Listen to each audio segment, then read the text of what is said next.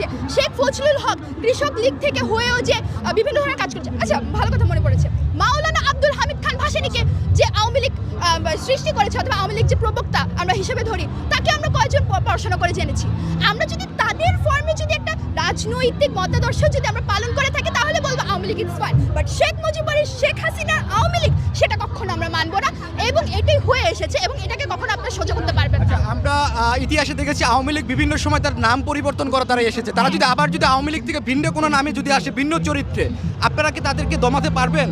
আপনার কি মনে হয় শেখ হাসিনার মতো 16 বছরের স্বৈরশাসককে যদি আমরা দমাতে সক্ষম হই, 18 বছরের স্টুডেন্টরা যদি তাকে দমাতে সক্ষম হয়, আমরা যদি রক্ত দিতে না ভুল করতে পারি, আমরা যদি রক্ত সহজে দিতে পারি, তার কি মনে হয় বিভিন্ন নামের হিসেবে আসুক, বিএনপি স্বৈরাচার হিসেবে আসুক না, আমরা কি বিএনপিকে কবরে ঢোকাতে কি আমরা এক পা পিছু পা হবো? কখনো না। ধন্যবাদ। Thank you.